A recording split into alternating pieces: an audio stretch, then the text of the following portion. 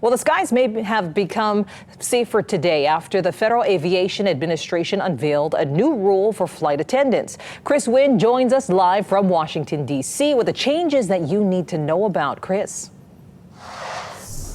Good afternoon to you. The airlines now have 90 days to comply with this rule.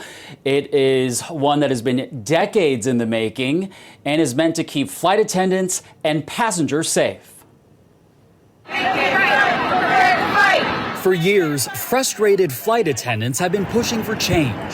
This started in the late 80s as flight attendants were identifying the problems with fatigue. Flight attendants flying fatigued, sometimes on back-to-back flights, all while being on the front lines in the skies. Sometimes the flight attendants are the first person that a passenger sees when something goes wrong. We are the first person, after they pass through security, after they check their bags, we have to deal with the brunt of the frustration in airline travel right now. Compensate us. Give us the rest that we need. Now, the FAA has announced a new rule that extends the minimum mandated rest period for flight attendants from 9 to 10 consecutive hours between shifts when scheduled for a duty period of 14 hours or less. Flight attendants had even fewer rest hours than pilots.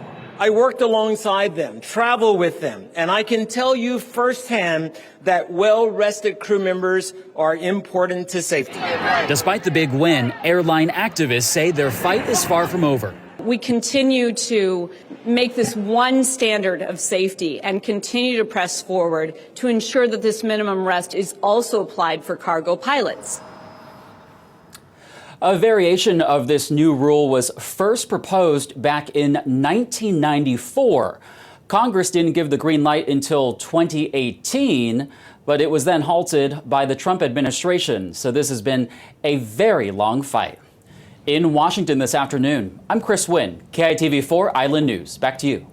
Chris, the holidays are just around the corner. So does this new rule, does it lead to more delays?